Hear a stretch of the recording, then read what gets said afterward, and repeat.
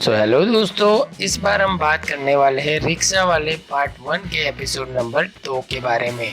पिछली बार हमने आपको एपिसोड नंबर 1 के बारे में बताया था और आज हम एपिसोड 2 के अंदर देखेंगे कि निशा फिर से अपनी नस काट कर अपने आप को मारने की कोशिश करती है, लेकिन आज भी ऊपर वाला उसकी जान कैसे न कैसे बचा ही लेता है, क्योंकि अचानक उसके कमरे में उसकी भाभी आ जाती है और निशा को मरने से बचा लेती है।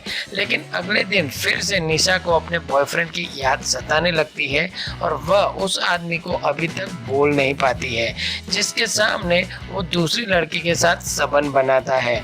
तो दोस्तों, यहाँ पर फिर से वो अपने बॉयफ्रेंड का धोखा बर्दाश्त नहीं कर पाती और अगले दिन फिर से नदी में जाकर कूदने की कोशिश करती है और अचानक यहाँ फिर से वो रिक्शे वाला आ जाता है और निशा को नदी में कूदने से रोक लेता है और इसको बोलता है कि मुझको पता था कि तुम अगली बार भी कोई ना कोई ऐसी हरकत जरूर करोगी, इसलिए मैं तुम पर नजर बनाए रखा था और तुम उस आदमी के लिए अपनी जान देना चाहती हो जिसको तुम्हारी कोई भी फिक्र नहीं है, जो तुम्हारी इज्जत भी नहीं करता था।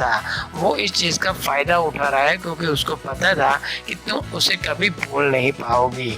जी हाँ, निशा को वो समझाता है कि तुम मर भी जाओगी, लेकिन तुम्हारे मरने के बाद क्या कभी तुमने सोचा है कि तुम्हारे पेरेंट्स का क्या होगा? लोग उनके बारे में बातें करना शुरू कर देंगे और अंदर ही अंदर घुट घुट कर मरने लगेंगे।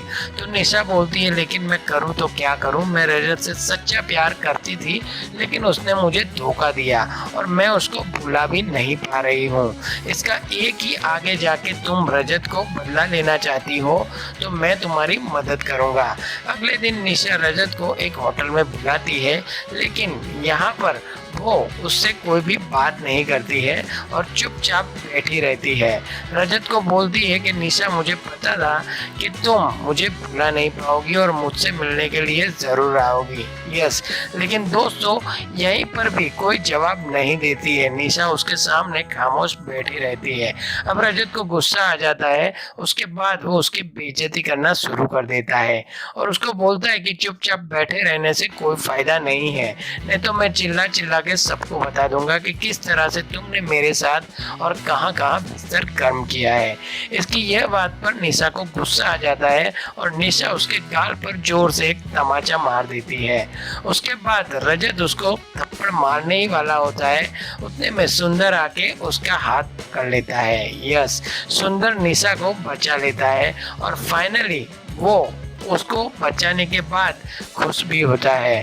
तो उसके सामने रजत जो है वो निशा को बोलता है कि फाइनली तुमने एक नया बॉयफ्रेंड बना ही लिया और तुमने उस आदमी को चुना जिसकी कोई औकात ही नहीं है, जो एक रिक्शा चलाता है।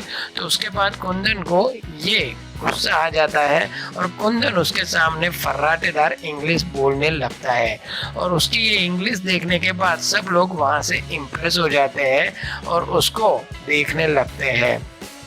निशा भी उसकी इंग्लिश देख के उससे इम्प्रेस हो जाती है और उसकी मदद के लिए उसका शुक्रिया अदा करती है और वो उसे बताती है कि तुम्हारी अच्छी इंग्लिश होने के कारण तुम्हें तो सॉफ्टवेयर इंजीनियर भी होना चाहिए था।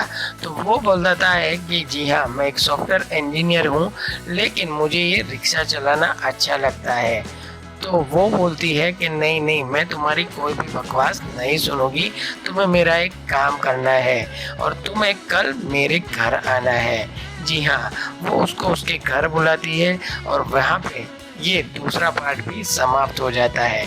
ये पार्ट आपको कैसा लगा हमें कमेंट करके ज़रूर बताना और अगले पार्ट की अपडेट जानने के लिए अगर आप हमारे चैनल पर नए हो तो हमारे चैनल को सब्सक्राइब कर देना और साथ में लगा हुआ बेल आइकन भी दबा देना ताकि आने वाले सभी वीडियो की नोटिफिकेशन आपको सबसे पहले मिलती रहे।